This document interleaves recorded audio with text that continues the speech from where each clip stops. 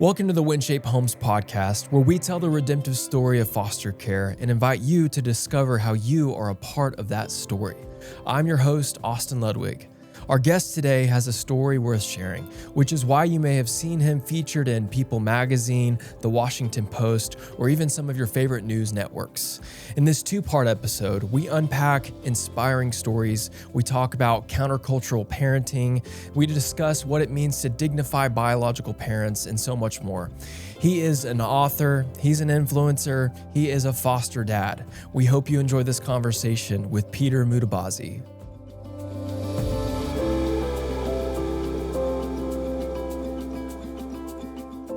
Again, thank you for being here. Just excited to just have a conversation with you about so many things, see where it goes. But for any of our listeners that don't know who you are, instead of me trying to give an intro, I'd love for you to introduce yourself and even set a foundation for, who you are, your story, whatever you want to share to lay a foundation. That'd be amazing. Well, absolutely. Well, if I was to share my story, it would be here for about 7 hours. So we'll try to make it really short, for sure. But my name is Peter Mutabazi, and I'm originally from Uganda. I'm a single foster dad, and I have 6 kids right now, about to have 2 more, so 8, God willing. And it's really been a joy. Been in this journey for the last 9 years, and it's been the most awesome, hardest job I can tell you, but the greatest and worth every walk for sure. Yep. That's amazing. And you are based in, you said North Carolina? Yes, I live in Charlotte. So this accent, if you come to Charlotte, this is how we all speak. For you guys in Charlotte, isn't this the accent? Yeah, this is it, right? Yes. Very Southern, yes. Yes. That's so good. Well, today we are, like we said, we had our event. We're at the Chick-fil-A Support Center recording. Really, we just want to jump right in. First of all, you sent us a copy of your new book that's coming out. Actually, I'd love for you to set a little context about your new books that's coming out, since this will probably be released after that is published. Could you share a little bit about that? And I'd love to even explore some themes and topics with your new book. Right, absolutely. Being a single dad, I didn't have help. Like, I didn't have people to teach me how to. People came later, and their moms who really invested all the time. I didn't know how to cook. They taught me how to cook. Some of the challenges of being a parent as a single parent, I had no idea. Austin, I'm not kidding. I had no idea that kids go to the hospital twice a year. I was like, why do they have to go to the hospital? They're not sick. Oh, it's a requirement. I was like, oh. So I think learning all the highs and lows and the things that I had to struggle, that I don't want another foster parent or another parent or another adoptive parent to go through what I went through. So I thought, what if I can write those challenges that I had to go through as a tool for them to learn from the lessons I've learned, and that's why I wrote this book. But also, as a foster parent, like, the journey can be hard to deal with every day. So I thought, what if I could write for those who are in the midst of it? They're about to give up, or their kids are doing things that they're like, I can't do this. So in some way, to share my experience, and some will go a little bit deeper in the trauma of my children and say, here's how I was able to have empathy and understand where they're coming from. But I had to really put the behaviors on the side in order to know why are they doing so. And that really helped me. So that's why I wrote this book, to truly journey with those who are not foster parents or adoptive parents or parents yet, and those who are in it, and the hope at the end of the day. Because I have teenagers. I feel like they drive me crazy. So this gray hair is from my teenagers. But at the same time, like, I have learned so much that I wanted to really journey and give hope. Yeah. When you're parenting a child on 10 and the behaviors and the trauma, and you're like, Lord, where will this end?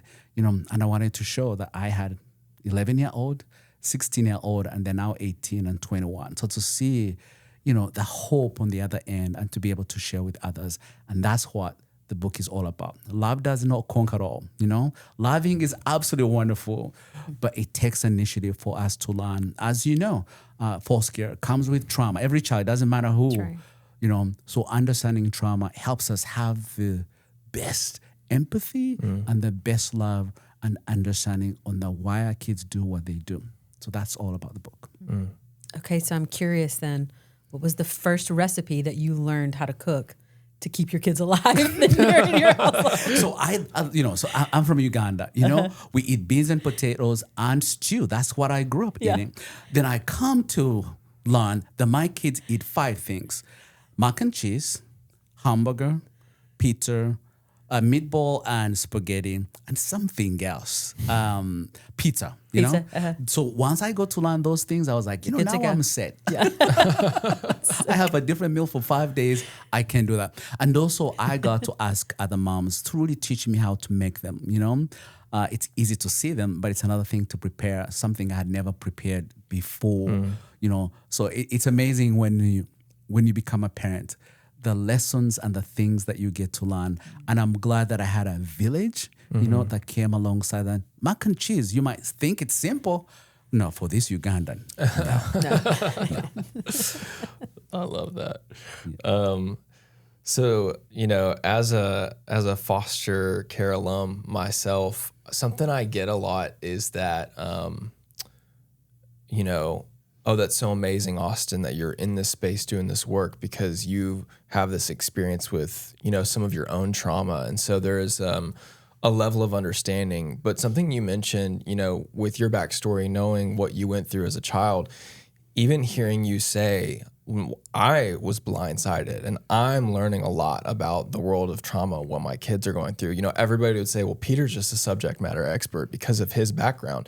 And I feel that too at times. And I go, well, no, I've got a lot to learn because trauma is unique. It's even if I experience something hard, it's very different. So I'd love for you to even give, some perspective there of what are some of those things that blindsided you? Because people would go, well, Peter gets it, right? But what surprised you as you started fostering when it comes to that? So the one thing I learned is trauma. You can have 2 kids from the same family, affected by the same trauma, but they all react to it differently, And I had to learn quickly that just because they come from the same family doesn't mean they will react or do the same way.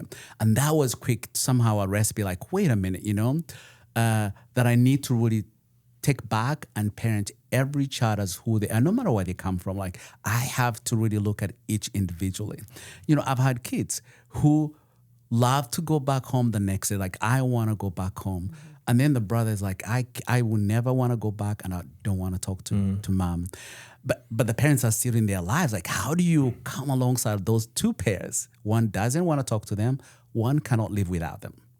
But yet you have to parent them. Mm-hmm. And still through the challenge they're going through, how do you do that?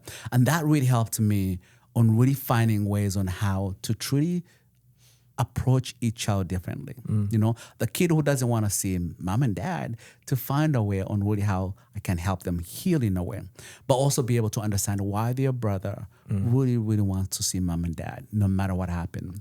And that really, really helped me. The other part is, I come from an abusive family. My dad was the meanest human being you could imagine. And I hated my father for the longest time you could think of. So when I came to foster care, I kind of came with that attitude, These people, how dare them? How could they? And that was wrong of me to really do. Here's how I got to learn. So one day, my first child wasn't feeling well. It was at 3 a.m. So then I could not call the social worker because I know they will not pick up, 2, I can go to the hospital, but if I have no history of what happened, then I'm kind of stuck. So I had the mom's number. So I called the mom and the mom gave me the instructions of what to do. Do 1, 2, 3, 4. And I followed them and the kid felt better. The following morning, I got a phone call from the mom. She said, Peter, thank you for letting me be a mom for 5 minutes. Mm-hmm. And the light kind of went off wait a minute. Yeah. She's not a villain. She's not there to make my life difficult. Mm-hmm. But she really loves her children. And she's my partner. That's how I looked at I got to co-parent with her and see her the way she sees her child. But also how she really valued me. Because for me, I thought, well, bad mom. How dare her? But quickly I got to learn that, wow, I was far from it. And I think I'd missed the point of why children come to foster care and where they come from. So for me, that was the blind side of hit in the face like, Peter, wake up, like, wow. And that really, for the first time, really helped me to look at parents as my co-parents in helping me in this journey. And since then, it's been the most wonderful. And my kids go back home, and when we invest anything we do to the mom and dad, when they go back home, they stay with us. They always stay. They always want to stay in touch. But for me too, when the mom is struggling, I want to be that uncle on the other side. Like, I can have the kids for the weekend, so you can relax and chill because you trust me, but because I care for you and I see you as my fellow human being, who just needed a resource, and I happen to have children and coming alongside.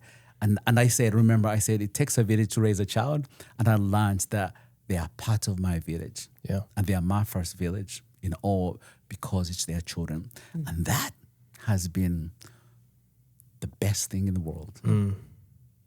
I actually I think you're one of the best right now in articulating honor and dignity of birth parents. I really appreciate that you have done the work there, because that's not easy. It's not, right? Like, it's not rainbows and butterflies for every situation, like even, what you're explaining. So I'm curious, like, what are some of the harder, like, conversations that you've had with birth parents, but that has still instilled honor, dignity, and that village mentality, for you? Most of my children, I get to have them between, a month to a year, or sometimes even more. You've had 47 children as of today, okay. Wow. A few. So there's one thing that I have really learned, my favorite is when they do the FaceTime, because they've never met me before. So when they do the FaceTime with their children, sometimes their kids are too young to really talk. So they have to talk to me, And there's one time I was worried the social worker told me, like, hey, be careful. The dad is angry and he might cuss you, he might tell you, but please just be aware. Yeah. So when I called, I waited for the baby to be in the bathtub. So, if all that went, like, at least we're taking a bath. Yeah. So I FaceTime while their little one was taking a bath. And on the other side, he was crying, and he was crying, and I could not understand why, because it was the opposite of what the social worker had told me. And at the end, I said, it's okay. I will do whatever I can to help you have your children. And he was crying because he said, I'm seen as a villain, as the bad parent all the time. And on the other side, because I was a man, he said, there's another man on the other side that would understand what I'm going through. And in those moments, I don't know, it just was like the most tender opportunity and time to pause and look at that dad and tell him, like, we will do whatever we can to have your baby back. But for the first time, seeing a man on the other side really gave him the value to say he would understand. And I did understand. Yeah. And to this day, they took their kids back. It's been, 4 years, And to this day, they are still family. Every time the kids have the most milestone, I'm always the first person they get to call. He worked so hard last year. Yeah. And he took his kids to Disney.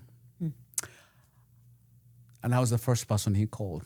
He said, don't tell them, because I'm really excited. He was proud, yeah. I was a proud dad. But that really showed me in foster care, like, to learn to, yes, we get to parent the kids, but truly it's the entire family. And some of our dads and moms, they've never had someone believe in them. They've never had someone see them as human being. They've never had someone stop to say, I get it. I get it. And that's what that dad needed. You get me? Yeah. It's good. It's good. Praise God. Yeah. Absolutely. Yeah, it got me. Because I'm just thinking about, I've talked with Callie about this before as we engage churches and activate foster families, and we really want to instill that dignity piece and that recognition of this is not the villain.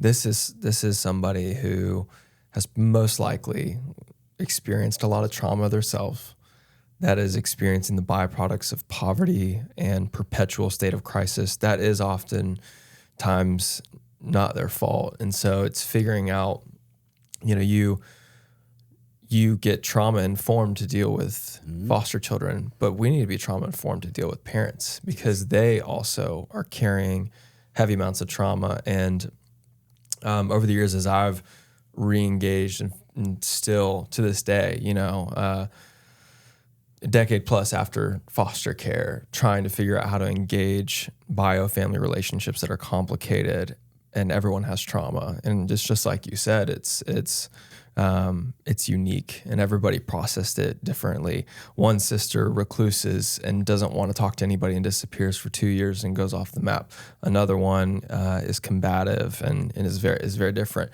And I think about them, they're adults now. Yeah.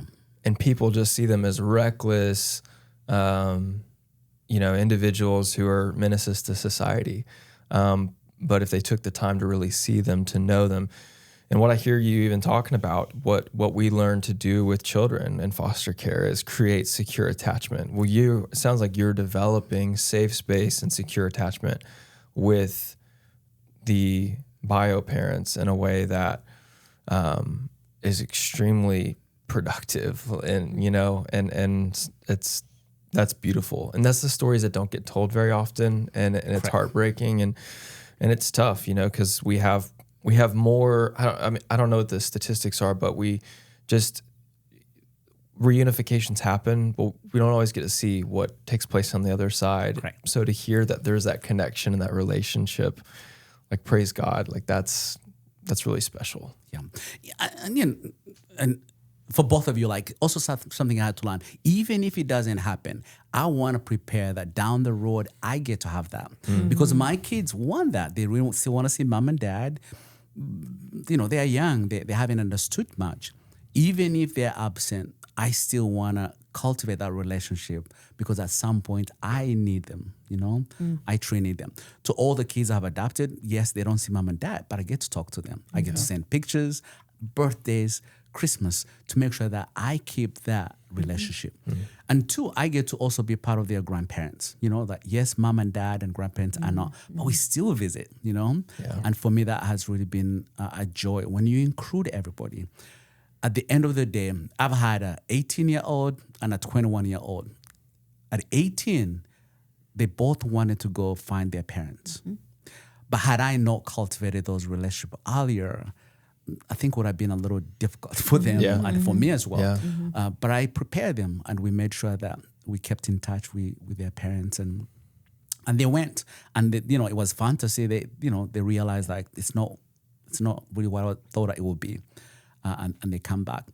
You mentioned about trauma. Like the one thing I've learned as a foster parent, when I did training to be licensed, quickly I learned that the trauma I was learning wasn't about the child. It was actually about me, Even us as parents, when we go back to see how we were parented, it really helps us understand, the way we're going to parent the next child that looks different, acts different, that you get to learn and say, okay, you're going to push my button, but I'm glad that I have revisited that trauma to help me on how to bring it in how I parent that child, and that for me has been absolutely wonderful.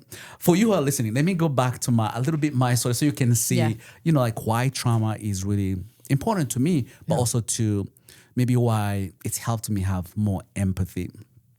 I grew up in Uganda. I grew up poor of the poorest. I did not have a name until when I was 2. Why? Because for every 100 children who were born in my village, 60 would die before the age of 2.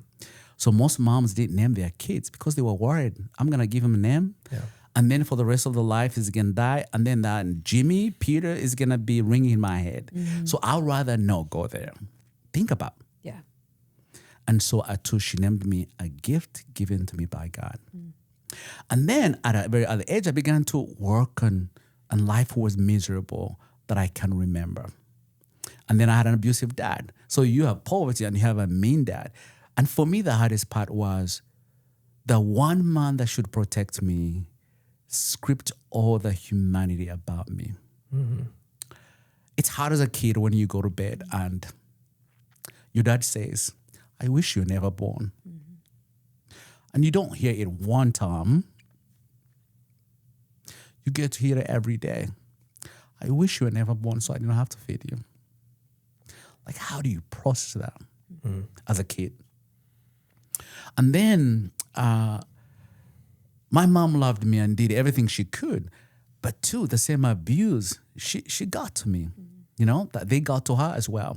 And sometimes that's something I've seen in foster care. Like, it's easy to look at a mom and say, how dare them give their child to foster care? Sometimes it's the safest way to keep their little one. Yeah. If there was foster care in my village, trust me, my mom would have put me in foster care. But there's no that service. So as a kid, you have two weights of the trauma you're dealing with, but also you have a parent you care for that the guilt you endure or you feel is because of your mom. You're like, man, oh, my mom got beatings, but because I said I was hungry. Yeah. Think about as a kid at the age of 4, 5, how you deal with that.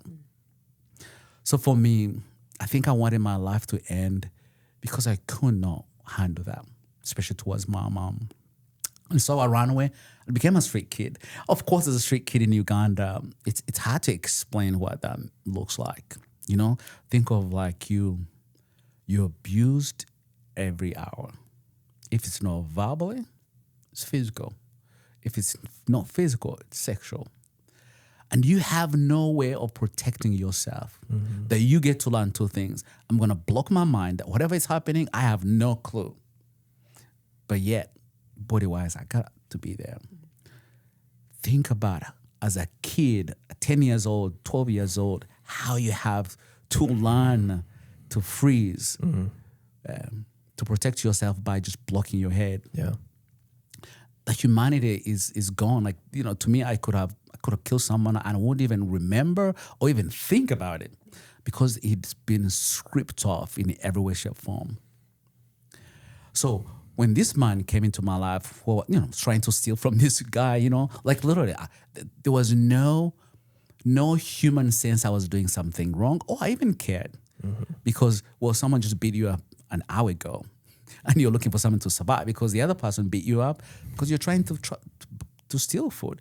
So that's how I met this guy. So when he said, "Hey, what's your name?" I was like, "Wait, hold up. Why would you want to know my name?" It wasn't a sense of, oh, I got a name. It was more of how people have treated me. I don't deserve to be known by my name. That was the hard part. Like, I don't think I'm worthy being known by my name because I was garbage, rubbish, stinky. That's how people called you. So for him to say, "Hey, what's your name?" That was rattling. One, it brought the memories of my mom because my mom called me Peter. The other was, I'm in danger because we're in foster care, you know. We have kids. You give a kid a hug and they're like, "Oh, no," you know, angry. And you realize, why would you be angry? It's just a hug. Well, the hug has a lot of memories that comes with it that this kid has never been able to process or even know because of what they had to endure. So for me, when he said, "What's your name?" that's kind of what I was like, no. So he left and gave me something to eat. He came back, you know, he asked me. You know, the third time he came, I wasn't there, so he would always ask other street kids. As street kids, we had a strategy. If someone knows me, I'll always be the front man. So even if I wasn't there, they would come and get me like, "Hey, your guy, he's here." Because every food he gave me, I had to share with him. So that's why I was the face, you know, of the other kids. And that's how he got to know me. People ask me, why did it take me long to, you know, to go to school or believe in him? Think about, if every person who was kind abused you, why would you believe he was different? Right. If everybody treated that way. So for me, it took so long, but also he didn't offer me anything. He just did his job. I'll feed you, and that's all he did.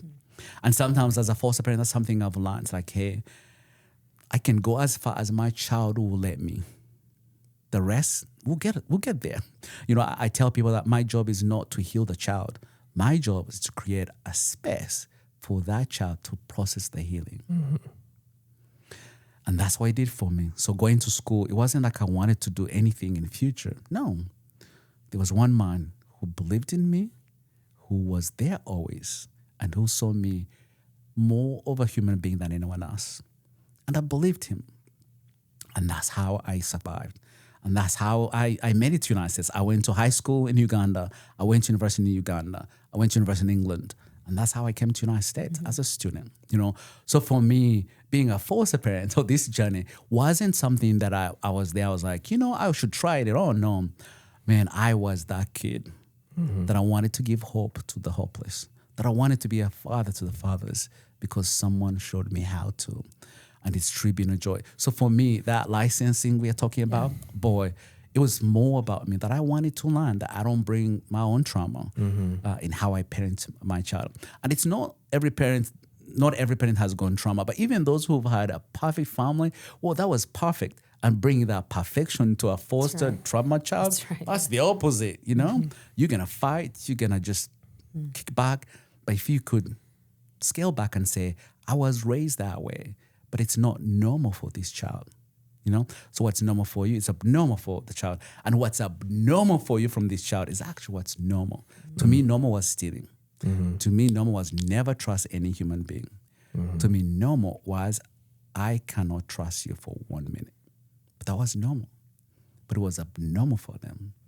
And that's what changed my life. And that's how I got to be a foster parent. Wow. Just every time I hear it, just blown away. Very compelling. And I think you said it today, it's just the verse in Joseph. It's what the enemy meant for evil. God took it, turned around for my good so that others could be blessed. And God has uniquely equipped you. He's I always say this phrase from this French painter. He says that art is a wound turned into light. Right. And that's what I hear when I hear your story is that you've experienced these wounds, but now there's purpose, great purpose, and there's ways that moment I think about that you shared with that father. There's just probably a way that God has uniquely used what the enemy meant for evil and turned around for good in that situation specifically, to see dignity, to show love to somebody that other probably would not have had that posture toward. And it's beautiful, the redemption of what God is doing. Something I'm curious to ask you, and maybe even a little bit personal,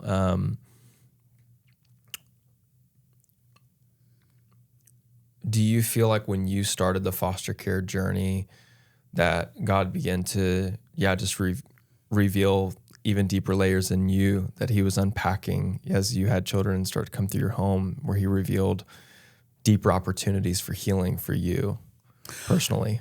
Well, absolutely. I think that the book of Job now makes more sense than it did before, because for me, you get to hear his agony of what he had to go through, but at the same time, really having faith in the Lord that he will rescue him to whatever he was going through. The same for me, like you get to have a kid who you just say, God, I have no way of helping this child. Please give me the grace, give me the whatever insight you can give me to truly be there for this child. The other part is, like, my faith is something I have to practice on a literally almost an hourly basis, because my kids of what they go through, or sometimes the trauma that they show, like sometimes I have to back up and say, God, I don't know how, but show me, teach me how. And I think for me, the scripture, I love the Old Testament usually says, remember what I did for your forefathers, right. And that for me really speaks so well to me. Like, remember what I did for you, Peter. Like, remember, you had no hope. I mean, you're the worst kid they could, if they were category, you could be. Mm-hmm. That was you. Remember? And the same way that I get to really see these kids, like, remember, and to step back and say, God, you brought them in my home for a reason, and help me do the best I can. And as I said before, that my job is not to heal them. I think that's God's job. Like, it's not my job. Yeah. But creating space for any human being is the best way I can give them an opportunity to heal. And that's what that man did for me. I always question why he was so kind. Like, but why? So when he came to know that he knows, he's a man of faith, that didn't surprise me. It's like, oh, that makes sense. you know. But for me, he's something he taught me. It was easy for me to understand the Bible because everything I just said, well, if God loves me before he knew me, that guy didn't know me, but he loved me, you know? Or if I did something wrong, he didn't really rebuke me. He loved me. He loved me the most at my lowest. Mm-hmm. And that for me was a beauty of a gospel on how God loved me as a sinner, you know, reckless, you know. And I think maybe it's a mirror for me when I see my kid just doing things. I'm like, man, that's how I am to the Lord. Like, that's how I feel every morning I give to the Lord. Like, hey, God, didn't you say? But to see my kids do that, but for me to be able to be in that position to say, how can I help you? Yeah. How can I love you when you're unlovable at this point? You know, you know, how can I? And I think that has really opened layers and enriched my faith in ways that I cannot explain. You know, Christ's death to me, it's more like, man, if he didn't die, this what I'm doing would be worthless. You know, but to know that Paul walked that journey, that in pain actually is when he felt the Lord's power and the Lord's blessing upon him. Yeah, that's what foster care really means. You know, if you want to be a foster parent so you can be praised, man, that the other ways, right? Yeah, that's right. No, you see more on the other side than you see. But along the way, you know, I have kids who will give me a hard time for 12 hours, and I just want to like, man, I'm done. Mm-hmm. And as I put them to bed, I love when they say, Dad, I love you. It was the best day.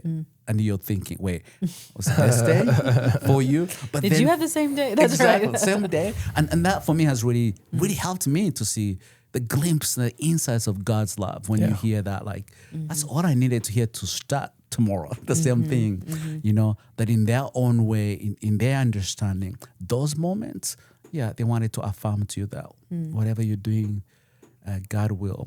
It might not look the way you wish to, you know, but in God's way, He does. I have 2 teenagers. Sometimes they'll use a language that I would never use to anybody, you know, and I love what follows. So they would just say, "You're the worst dad ever," yada, yada, yada, and they give it up. And then in the next breath, they're like, "Dad, what are we having for dinner?" And I feel like that's how I am to God. God, this. Oh, cool. What's for dinner? And for me, that another way they just tell me, we love you, you know, and we trust you, and we feel home here. We can be the meanest. Oh, I got to learn too that actually them being open and letting out what they feel is a sign of love. Otherwise, if they didn't trust me, they would not. You know, so for them to really let those guards down, I've come to learn that is a blessing. So before I can go get my baseball bat to know, like, oh, I did it, that's a blessing. That is a blessing. That's so good. Okay, so I'm curious too. Like, you stepped into fostering as a single dad. We talked about this even before we started the recording, but what it's like to be a man that fosters. I'd love to just hear your insights on just what your life looks like. I mean, it's a lot to manage, you know, children in a home as a single parent, as a single man. Like, how do you do this? What does your support structure look like? What are the unique attributes even that you get to contribute to the lives of your children as a foster dad specifically? Right, absolutely. So when I became a foster dad, I think I was worried, like, I'm not sure I'm equipped, you know? Sure. And I actually specifically said, I'll only take boys. Sure. Girls, I'm not sure, like, I am anything close, or toddlers. But quickly I learned that kids are looking for a parent. Not parent A, not parent B, but someone who loves them and will see them as who they are. And then the other part is, in you know, I've had 47 children, but none of them has ever said, hey, I wish we had a mom. Like, none. And I've always wanted to know, like, why? They say, but we never had a dad, you know? And then realizing that almost 95% of our kids in foster care have never had a dad. And knowing that I'm in that position to truly be a blessing to them, to something they've never had, that has been a joy, truly, truly a joy. Yeah. The kids that, would fight at school, but they go back at school, they're like, I'll tell my dad. Just the idea that I'll tell my dad. Yeah. It carries Power, a strength. lot of, Yeah. a way that I had no idea. I got 5 kids, and 5 of them, they were almost kicked in every day school and in elementary school.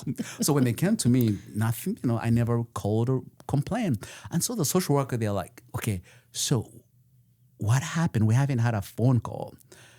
And I realized that all they needed was a dad, because they fought at school because the other kids said, I'll tell my dad.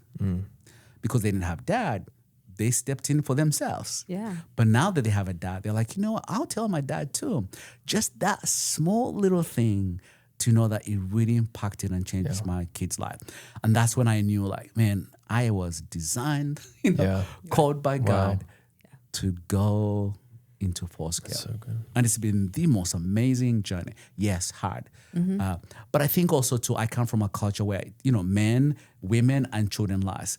And that has helped me flip that coin to know that God created you and I to be tender, to be caring for everyone in our lives, especially for the children. And for me as a dad, that has been probably the most amazing, amazing thing for kids to see and say, my dad is here and I'm okay. That's good. And that for me, as a dad is the only thing I can ask for. I got my little one. Every time he gets on the counter, he falls towards me because she knows that I will catch her.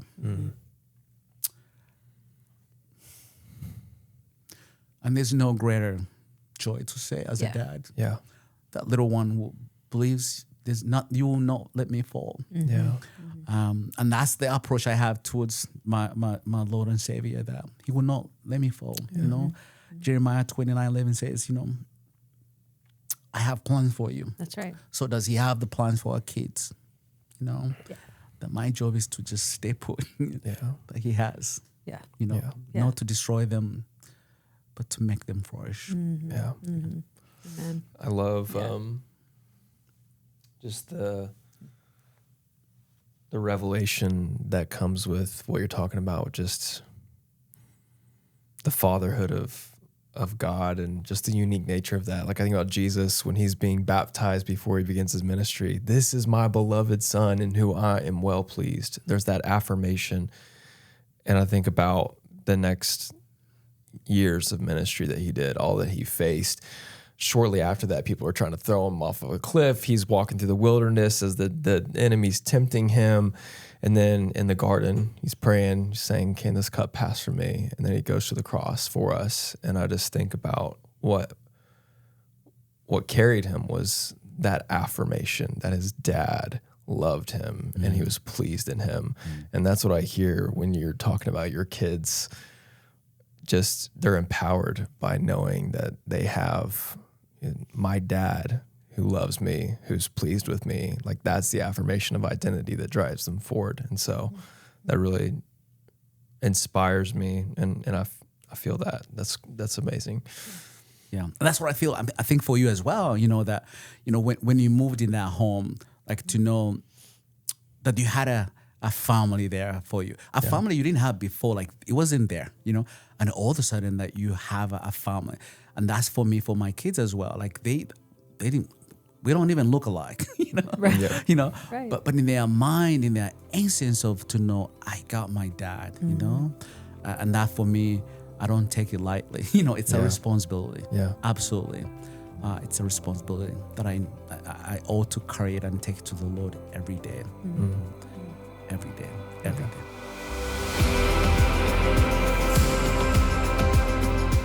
Thank you so much for watching today's episode. If you want to stay connected and you enjoy these conversations, be sure to subscribe, share with a friend, and join the conversation by leaving a comment below. We'll see you next time.